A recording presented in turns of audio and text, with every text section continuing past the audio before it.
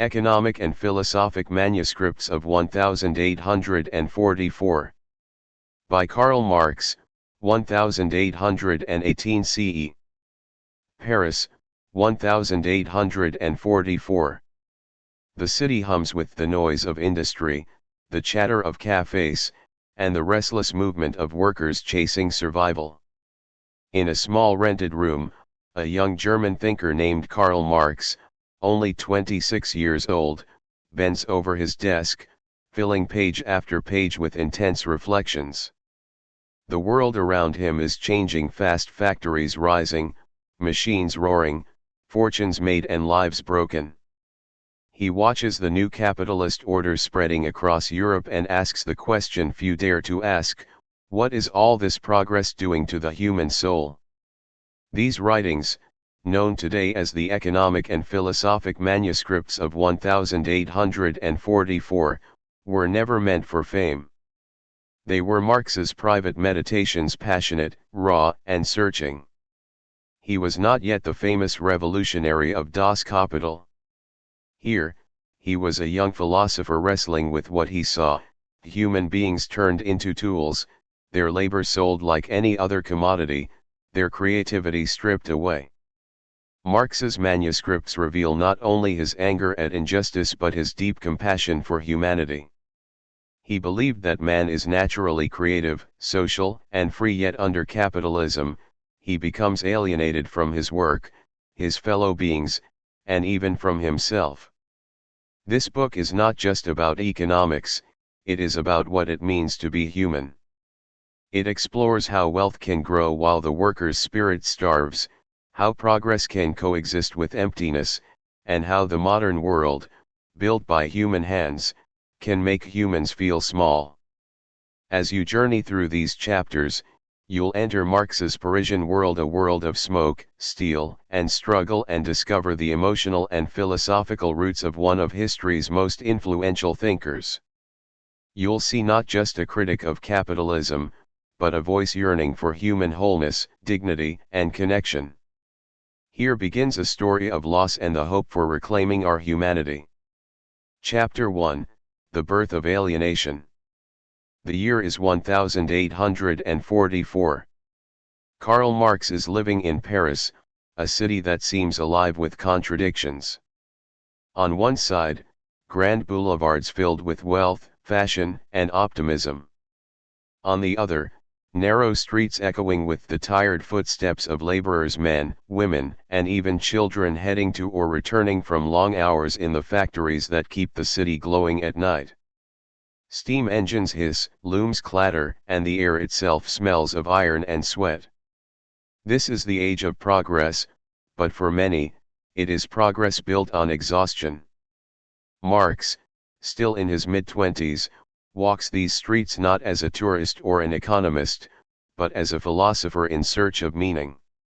He observes, listens, and asks himself a question that will define his entire life's work: why does the world, despite becoming richer, make human beings feel poorer inside? The Industrial Revolution has turned Europe into a machine of production. Everything can be measured, calculated, bought, and sold. Human labor, once an expression of skill and creativity, has become just another cost of doing business. A carpenter no longer builds furniture from imagination, he cuts wood according to orders from someone else. A weaver no longer designs her own patterns, she feeds thread into a machine. The worker's hands are moving, but their soul feels still. Marx calls this condition alienation, a word that captures the strange separation between human beings and their own humanity. 1. What is alienation? In everyday life, to be alienated means to be estranged, disconnected, or cut off. For Marx, it meant something even deeper. He believed that under capitalism, the worker becomes alienated in 4 ways: from the product of his labor, from the act of labor itself, from his own human potential, and from other people. Let's imagine a worker in a textile mill in 1840s Paris. Every day he repeats the same motions: tightening threads, pulling levers, stamping cloth. The cloth he produces will be sold in a distant city, perhaps worn by someone who will never know his name. He is not proud of the product because it doesn't belong to him. The moment the cloth leaves his hands, it belongs to the capitalist, the factory owner. That is the first kind of alienation. The worker is alienated from the product of his labor. He creates something but has no claim over it. The more he produces, the less he owns. He literally works himself out of ownership. The second kind is deeper, alienation from the act of labor itself. Work, Marx says, should be a joyful expression of our powers, like an artist painting or a gardener cultivating the soil. But in the factory, work is no longer creative, it's mechanical. The worker does not labor because he wants to, but because he must. Labor becomes forced, not chosen. It is external to him, a burden, not a passion. He works only to survive, not to flourish. The third kind, alienation from one's own human essence. Marx believed that what makes humans different from animals is our ability to imagine, plan, and create freely. We can turn ideas into reality. But when work becomes mindless repetition, that creativity dies. We stop shaping the world, and the world starts shaping us. We lose our sense of purpose, our individuality, our species being a phrase Marx used to describe our shared human nature.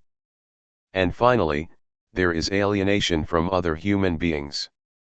When everyone must compete for jobs, wages, and survival, we start seeing each other not as companions but as rivals. The worker competes with another worker, and both depend on the capitalist who controls their livelihood. Society becomes a web of tension instead of cooperation. These four alienations together, Marx writes, form the invisible cage of modern life. The worker may appear free to sell his labor, but in truth, he sells the very thing that makes him human, his creative energy, his time, his self. To the world turned upside down. Marx's insight is not just economic, it's existential. He saw that capitalism reverses the natural order of life. What should serve human beings, money, machines, products, begins to rule them. The product of labor stands above the producer. The machine dictates the rhythm of life. The market decides what has value, not the human heart.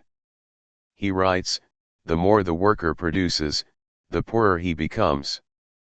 At first, this seems paradoxical. How can producing more make someone poorer? But Marx meant it spiritually and materially. Materially, wages fall as productivity rises, a familiar economic problem. Spiritually, the worker becomes poorer because he invests himself into an object he will never possess. The more he gives to the world, the less of himself remains. Imagine pouring your energy into something day after day, only to see it benefit someone else. That slow disconnection between effort and reward, between purpose and product, erodes the spirit. Marx saw this as the quiet tragedy of modernity, people losing themselves not through laziness or vice, but through work itself. 3. Paris, the laboratory of humanity. Paris in 1844 was the perfect laboratory for these ideas. It was a city of revolutions, intellectual, political, and industrial. Marx met radical thinkers, socialist dreamers, and exiled revolutionaries. They debated late into the night in smoky cafes, discussing the future of humanity. Here, Marx also encountered the misery of the working class firsthand, poor families packed into small rooms, surviving on bread and soup while the city glittered above them. He began to see that the problem wasn't just greed or bad laws. It was a system that made human worth measurable only in money. The worker was valued not as a person but as labor power, a thing that could be bought and sold. Capitalism turned people into instruments, and relationships into transactions. Marx's notes from that time are filled with frustration but also hope. He believed alienation wasn't permanent. It was a symptom of a particular stage in history, one that could change. If human beings had created the system, they could also uncreate it. For the hidden philosophy behind the economics. Though these manuscripts are often seen as early economics, they are deeply philosophical. Marx was still influenced by the German philosopher Hegel, who saw history as a process of human self-realization, the unfolding of spirit through time. But Marx turned Hegel upside down. Hegel believed that ideas move history, Marx believed that material life does. For him, human consciousness arises from real conditions, from work, from need, from interaction with nature. When those material conditions become distorted, so does consciousness. The alienated worker doesn't just lose control over his work, he loses clarity about himself and the world. Marx's method here is a fusion, half philosophy, half sociology, and fully human. He is not preaching revolution yet. He is diagnosing a disease of the soul. He writes about spiritual impoverishment, a phrase that captures how economic systems can drain emotional and moral energy. For Marx, capitalism doesn't only produce commodities, it produces a way of thinking that accepts alienation as normal. 5. Work as the mirror of the soul. To understand Marx's concern, imagine that work is a mirror. In a just society, when you look into that mirror, you see yourself reflected, your creativity, your intelligence, your care. You build something and feel proud. You see the world improved by your touch. But under alienation, the mirror distorts your reflection. You look at your labor and see someone else's profit. You look at your effort and see fatigue instead of fulfillment. You begin to forget what your own reflection looks like. That, Marx suggests, is the psychological cost of alienated labor. He writes that in capitalism, man loses himself in his own creation. The things he builds confront him as alien powers. Think about it, the worker builds a machine, but the machine determines his pace. The worker constructs a factory, but the factory owns his time. The worker produces wealth, but that wealth becomes capital, a force that controls him. This inversion, where creations dominate the creator, is at the heart of alienation. It's not just about inequality, it's about the inversion of meaning. Humans become tools for their tools. 6. The moral emotion behind Marx's thought. It's easy to imagine Marx as cold and theoretical, but in these manuscripts, he is anything but. His writing burns with moral passion. He is not simply describing a system, he is mourning the loss of human wholeness. Beneath his analysis lies empathy for the worker who labors without joy, for the artist who can't afford to create, for the ordinary person whose dreams are crushed by necessity. He insists that labor should be the highest expression of human life, the point where we connect with nature, with others, and with our inner purpose. But capitalism has turned labor into its opposite, a means of survival that deadens the very spirit it should nourish. To Marx, the problem isn't work itself, it's the way work has been organized. He doesn't glorify laziness or condemn productivity. Instead, he asks, what kind of work allows us to remain human? This is why he called his manuscripts philosophic. They reach beyond economics into the realm of meaning. They ask, what is freedom if our daily lives feel mechanical? What is progress if it empties the soul? 7. Alienation today, a reflection. Though written in 1844, Marx's concept of alienation feels strangely modern. You don't need a factory to feel disconnected from your work. Many people today sit in offices or in front of screens, producing data, numbers, or content that they may never see the end of. The sense of being part of something yet feeling invisible inside it, that's alienation too. Marx helps us understand why that feeling persists. When systems value profit over people, efficiency over creativity, output over connection, alienation is reborn in new forms. The tools may have changed: computers instead of machines, algorithms instead of managers, but the emotional truth remains. That is the timeless power of Marx's insight. He wasn't just writing about his century, he was describing a recurring human condition. 8. Toward the next question. By the end of the Paris manuscripts, Marx has not yet offered a complete solution. He is still exploring, still questioning. But one idea begins to form: the idea that liberation must come through transforming labor itself. Freedom cannot just mean political rights, it must mean the restoration of human creativity in work, the reunion of person and purpose. This will become the seed of his later revolutionary thought, but here, it remains philosophical, almost poetic. Marx dreams of a world where labor is not a burden but a form of self-expression, where people produce not out of fear, but out of love for creation. He imagines humanity not as a marketplace of competitors, but as a community of makers, each contributing according to their gifts. That vision, tender yet radical, is the emotional core of the 1844 manuscripts. In Paris, surrounded by noise and poverty, Marx discovered something eternal: that the real struggle of man is not just for bread, but for meaning. The factories may have produced cloth, iron, and glass, but they also produced a new kind of human emptiness.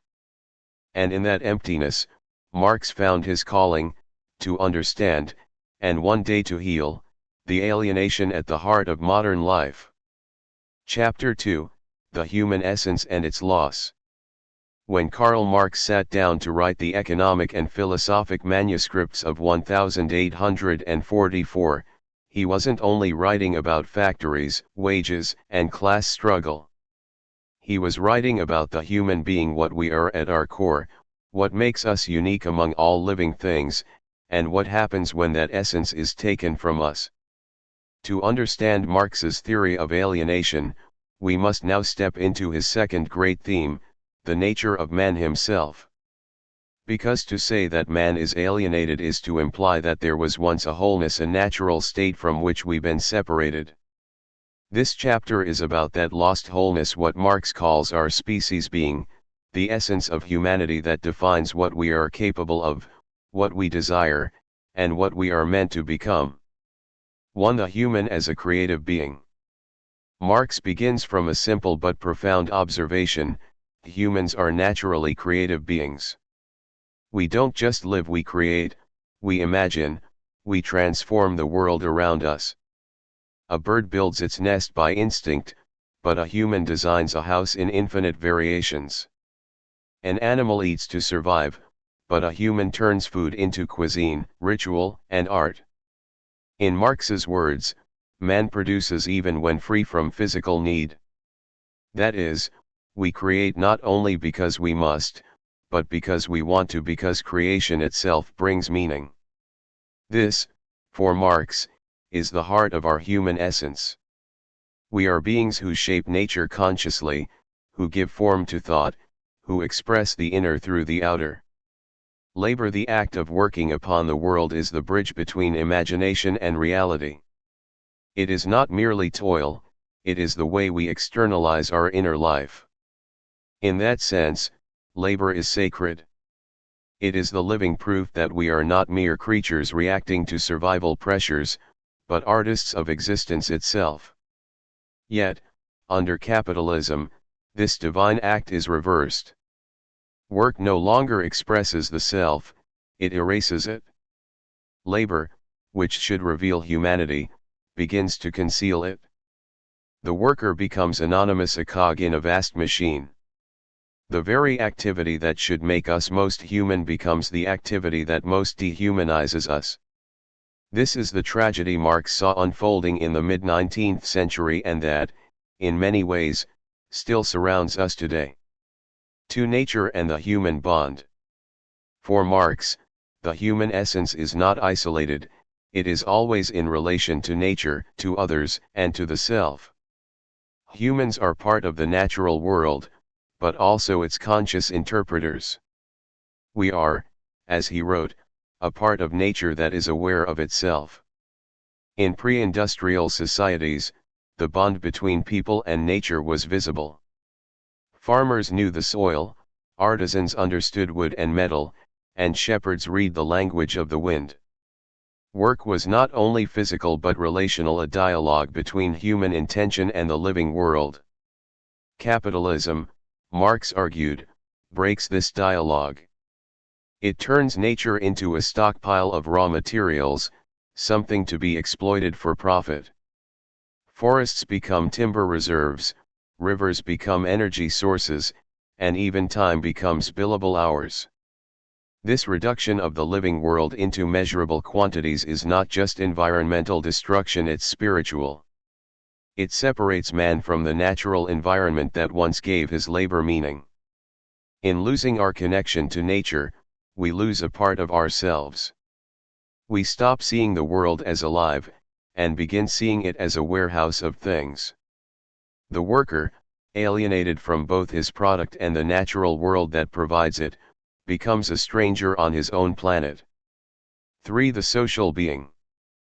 But Marx also insists that humans are social creatures. He writes, "The human essence is the ensemble of social relations." That's a beautiful line, and it reveals something vital. Our humanity doesn't exist inside us like a private soul, it exists between us. It's built through relationships, shared work, communication, and cooperation. Every great human creation from art to science to technology is collective. No one builds a cathedral or a computer alone. Our nature, therefore, is to live and create with others. But capitalism, in Marx's view, disrupts this natural sociability. In a market economy, relationships become competitive. The worker competes with other workers for jobs, and the capitalist competes with other capitalists for profit. The result? The natural bond between people, empathy, mutual aid, shared purpose weakens. Society becomes an arena where individuals struggle for survival instead of flourishing together. This transformation of cooperation into competition is, for Marx, one of the most painful losses of modern life. The neighbor becomes the rival, the friend becomes a threat. Even love, family, and friendship are often strained by economic pressures. When life becomes a marketplace, even the soul feels for sale. For losing the human face. Marx saw this loss everywhere in Paris, in the factories, the slums, and even the salons of the bourgeoisie. He noticed that the more industrial society advanced, the more human beings began to resemble the machines they operated. Routine replaced imagination. Speed replaced care. Efficiency replaced joy. The result was not only material inequality but moral and psychological impoverishment. The worker felt himself becoming a thing valued only for what he could produce, not for who he was. In a haunting passage, Marx writes that in capitalism, the worker's body and soul belong to another. He works for someone else's dream, someone else's wealth, someone else's vision of success. And yet, Marx is not only describing misery, he is describing a contradiction. Because the very system that dehumanizes people also unleashes unprecedented creative powers. Machines, science, global trade, all these prove that humanity can shape the world in magnificent ways. The tragedy is not that man is powerless, but that his power is used against him. This contradiction, the enormous human potential hidden inside a system that represses it, becomes one of the central tensions of Marx's entire philosophy. He never stopped believing that within alienation lies the seed of liberation. 5. The mirror of labor, revisited. Let's return to the image of work as a mirror. When humans labor freely, when they build, paint, teach, heal, or invent out of love and purpose, they see their reflection in what they make. The mirror shows a face that is alive, thinking, and connected. But when labor becomes forced, repetitive, and disconnected, the mirror turns dark. You look into it and see nothing, just exhaustion, or the faint outline of someone who used to dream. That is what Marx meant when he said the worker is alienated from his species' life. We lose the reflection of our true human essence. We forget that we are makers, thinkers, collaborators. We begin to identify ourselves only as employees, producers, or consumers. Those labels reduce a multidimensional being to a single economic role. And yet, Marx's insight is not purely pessimistic. He believes that even in alienation, a spark of humanity remains. The worker may be exploited, but he is still the one who builds, who imagines, who labors. That creative essence can never be fully destroyed, only distorted. That's why Marx saw hope in the working class, not because they were poor, but because they were the creators of the world itself. 6. Consciousness and awakening. In the manuscripts, Marx suggests that alienation is not only a social condition but a state of consciousness. When people live long enough in alienated conditions, they begin to see alienation as natural. They forget that life could be otherwise. Work becomes just a job. Competition becomes human nature. Poverty becomes the price of progress. This is what Marx means by false consciousness. It's not stupidity, it's the fog created when we internalize the logic of the system that oppresses us. People stop asking why things are the way they are. Marx's goal, even at this early stage, was to clear that fog, to awaken awareness. He wanted people to realize that alienation is not destiny, it's a product of a particular economic structure. Once understood, it can be challenged. Awareness, then, becomes the first act of liberation. The moment the worker sees himself not as an object of exploitation but as the author of value, that moment, Marx says, history begins to turn. 7. The emotional landscape of alienation. While Marx's language is philosophical, the emotions behind it are deeply human. He describes the alienated worker as feeling degraded, empty, and despised. That's not just economic description, it's psychological truth. When people's work loses meaning, they often feel invisible, trapped, or numb. We can see this not only in the 19th century factory but in modern offices, warehouses, and digital labor platforms. The feeling of being replaceable, of working for a system too large to comprehend, it's the modern echo of Marx's alienation. And yet, behind the despair, Marx senses a hidden longing, the longing to feel whole again, to see oneself in one's creation, to live not as a machine but as a maker. This longing, he believes, is the most human thing of all. Even in the darkest conditions, people yearn to express themselves, to connect, to create beauty. That yearning is the evidence that the human essence, though buried, is still alive. 8. The loss of meaning and the search for it. Alienation, then, is not just the loss of freedom or wealth, it is the loss of meaning. People begin to ask, why am I doing this? What purpose does my work serve? Who am I in this system? Marx saw this as the silent crisis of the modern world, not merely hunger of the body, but hunger of the soul. He called it spiritual impoverishment. The modern man is surrounded by abundance but starved of purpose. But again, Marx was not hopeless. He believed that history moves dialectically through conflict and contradiction toward higher forms of organization. Alienation is a necessary stage in the evolution of consciousness. By experiencing the extremes of separation, humanity may come to understand the need for unity. In other words, alienation teaches us what it means to be human by showing us what happens when we forget. 9. Rediscovering the human essence. So what does it mean to rediscover our essence? For Marx, it means restoring conscious, creative, social labor work done not for survival alone, but for fulfillment and cooperation. He imagined a future where production would be guided not by profit but by human need, where creativity would not be limited to the artist but shared by everyone. In such a world, man would once again find himself in his work, recognize himself in others, and live in harmony with nature. This may sound idealistic, but Marx insisted it was realistic because the very forces that alienate humanity also provide the tools for liberation.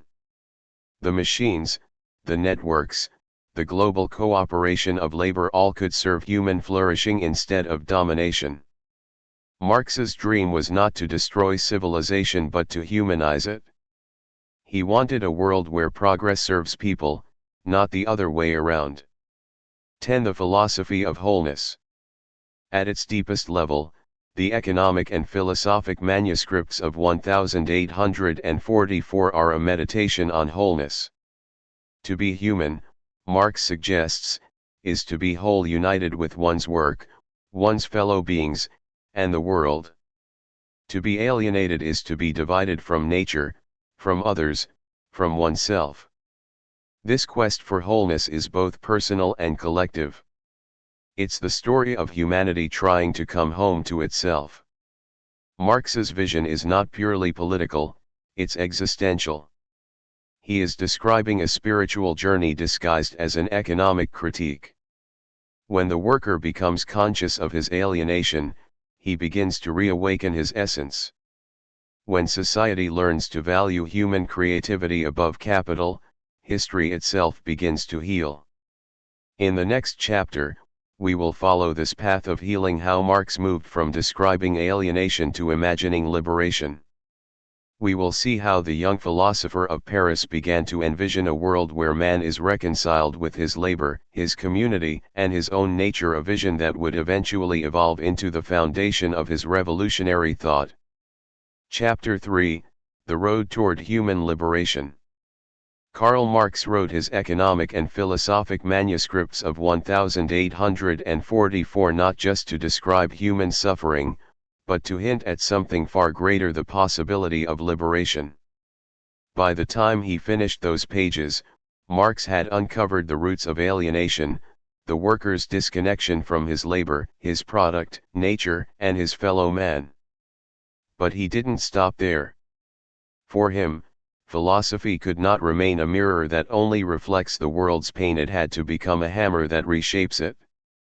And so, this final chapter is about transformation, about Marx's vision of how humanity, having recognized its alienation, can begin the long, revolutionary journey toward wholeness again.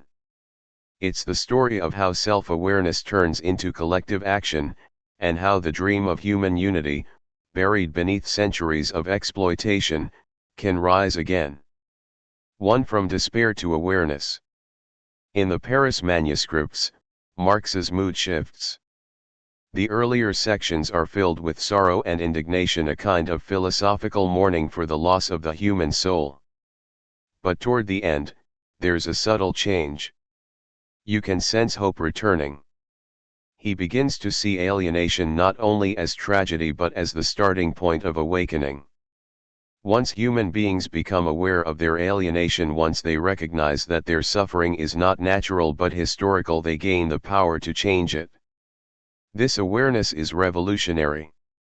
It transforms passive pain into active consciousness. Marx believed that every system that dehumanizes people also plants the seeds of its own destruction, because it forces the very people it exploits to see the truth of their condition. In that sense, alienation is the teacher, a cruel teacher, but one that opens our eyes. Through alienation, humans discover that they cannot be fulfilled while separated from their own essence. Awareness, therefore, becomes the first step on the road to liberation. 2. The birth of a new humanism. It's important to remember that Marx, especially in 1844, was not yet the stern economist of Das Kapital. He was still a humanist philosopher deeply concerned with love, creativity, and dignity. The liberation he imagined was not only political or economic, it was spiritual and moral. It was about restoring what he called man's full humanity. In a liberated world, people would no longer live as strangers to themselves. Work would no longer be something to escape from, it would become a joyful affirmation of who we are. This is what Marx meant when he wrote that communism is the positive transcendence of alienation. That's a heavy phrase, but its meaning is simple. A truly human society is one where people freely develop their talents and use them for the benefit of all. Liberation, for Marx, means reclaiming our species being rediscovering that we are not isolated competitors but members of one shared human family. It is a vision of reconciliation, between man and nature, between man, and between man and himself. In such a world, Marx believed, work would cease to be mere labor and become life activity, creative, cooperative, and meaningful. 3. The path of collective emancipation. But how, Marx asks, could this vision become reality? He saw that individual enlightenment was not enough. Alienation was not a personal flaw that could be cured with private reflection, it was a social condition that required collective transformation. In the modern capitalist system, individuals are trapped in roles they did not choose. A worker cannot simply opt out of alienation any more than a fish can escape the water it swims in. The system shapes every aspect of life: work, family, education, even dreams. So, for Marx, liberation could not be an individual journey, it had to be a collective revolution. But not revolution in the narrow sense of violence alone. Marx's idea of revolution, especially in 1844, was more philosophical, a total reorganization of the relationship between human beings and their productive life. It meant turning labor from a form of domination into a form of self-expression. Only when people come together, when they recognize that their isolation is shared, and that their collective power exceeds their chains, can history turn toward freedom. In that moment of collective recognition, Marx believed, a new kind of consciousness would emerge, class consciousness, the understanding that my suffering is not mine alone. 4. Work as freedom. For Marx, liberation was not about escaping work, but transforming it. He never dreamed of a lazy paradise where machines do everything and people merely consume. That, he would say, is just another kind of alienation. Instead, he envisioned a society where work becomes a form of self-realization, where people create not because they must, but because they choose to, out of passion and communal purpose. Think of the painter who pours his soul into color, the teacher who lights a spark in young minds, the scientist who uncovers truth for humanity's sake. That, Marx said, is how labor should feel, as the highest expression of life, not its denial. In a liberated society, production would not be ruled by profit but by human need. People would produce goods not to accumulate wealth, but to enrich life. The purpose of labor would no longer be survival, but flourishing, the full flowering of human potential.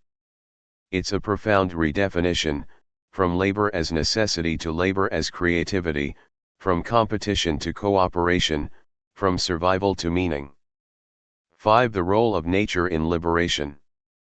In the alienated world, man treats nature as an object, something to exploit, to mine, to use. But in liberation, Marx envisioned a reconciliation with nature. He wrote that man's unity with nature is not mystical but practical. We are a part of nature that has become self-conscious. When we produce harmoniously, respecting natural limits, we don't just protect the planet, we fulfill our own essence as creative, rational beings.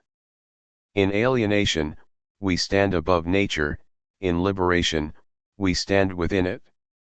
The soil becomes not just a resource but a partner in creation. This ecological insight, centuries ahead of its time, reveals Marx's holistic view: human freedom and environmental balance are inseparable. Liberation, then, is not domination of the earth, it is communion with it. 6. The restoration of the social bond. Under capitalism, relationships become transactional, defined by money, contracts, and exchange. Marx saw this as one of the greatest wounds of alienation. Even love and friendship are tainted by economic logic. But in a liberated world, human relationships would be rebuilt on the foundation of mutual recognition and care. People would relate to each other not as buyers and sellers, but as co-creators of a shared world. He envisioned communities where cooperation replaced competition, where success was measured not by profit but by contribution. In such a society, the individual would not disappear, rather, individuality would finally flourish. Because true individuality, Marx argued, is only possible in community. Just as a note in a symphony needs the orchestra to be heard, a human being needs others to become fully human. Freedom is not the absence of others, it is harmony with them. 7. Philosophy meets reality. Marx knew that dreaming of such a world was not enough. The manuscripts marked the point where he began to connect philosophy with material reality. He came to believe that ideas alone cannot liberate humanity. What matters is praxis, the unity of theory and action. Philosophy must not only interpret the world, it must transform it. This is where Marx diverges from the pure idealists of his time. He wanted a philosophy with dirt on its hands, one that walks into the factory, the farm, the market, and asks, what kind of world are we building here? Liberation, for him, would not arrive through contemplation or prayer but through the reorganization of real life, of labor, ownership, and production. To change consciousness, one must change the conditions that shape it. And yet, Marx's materialism never lost its human heart. His dream of liberation was not mechanical or utopian, it was deeply moral, a vision of a world where everyone could look at their work, their relationships, and their planet, and finally say, this is me. This is ours. 8. Alienation's opposite, self-realization. If alienation is separation, then liberation is reunion. It's the restoration of the bond between man and his product, between effort and joy, between individuality and community. It's the moment when the worker no longer feels like a stranger in his own creation but recognizes his reflection in it. This idea became the moral heartbeat of Marx's thought, the conviction that freedom is not merely political liberty or economic security, but the ability to live as a whole human being. He imagined a world where people wake up not dreading work but looking forward to it, where production feels like art, where cooperation feels natural, where society feels like an extension of the self. That, Marx believed, is true freedom, the unity of necessity and desire, where what we must do and what we love to do become one and the same. 9. The inner revolution. Even as Marx turned toward material analysis in his later works, the manuscripts remind us that the revolution he sought was also an inner one. External change alone is not enough. We could abolish private property and still remain alienated if our hearts and minds are shaped by the old habits of greed and competition. Real liberation requires transforming how we think, feel, and relate to one another. That is why Marx's early writings feel so alive, because they speak not only to the structure of society but to the structure of the soul. They remind us that freedom begins with self-awareness, compassion, and the courage to imagine a different kind of human life. In the end, the revolution Marx dreamed of was not against individuals, but against dehumanization itself. 10. The future of the human project. Marx never lived to see the kind of world he imagined. His writings would inspire revolutions, but also misinterpretations and distortions. Yet, if we return to the 1844 manuscripts, we rediscover the tender, idealistic heart behind his theories, a belief that human beings can become whole again. For him, history is not a tale of despair but of unfolding potential. Alienation is not the end, it is the dark night before the dawn. Humanity, he believed, is still becoming what it truly is. And the road toward liberation is not a straight path, it winds through struggle, awareness, and transformation. Each generation must rediscover its own way of bridging the gap between what is and what could be. But the goal remains the same, to build a world where our work reflects our soul, where our relationships mirror our humanity, and where our shared planet feels like home. 11. Marx's final message. If Marx could speak to us today, he might say this. Look around. The machines are faster, the networks wider, the cities taller. But has humanity found itself yet? Have we turned our labor into joy, our knowledge into compassion, our wealth into dignity for all? Until then, my manuscripts are not just history, they are a mirror. That mirror still reflects our age. The questions Marx asked in 1844: what is work? What is value? What does it mean to be human? Remain urgent. His hope for liberation, for a society that serves the human spirit instead of consuming it, remains unfinished. But perhaps that is the beauty of his vision, it invites each of us to continue the project. Because liberation is not a destination, it is a direction. Every act of empathy, every piece of honest work, every effort to make the world more human moves us a little closer to the freedom Marx dreamed of.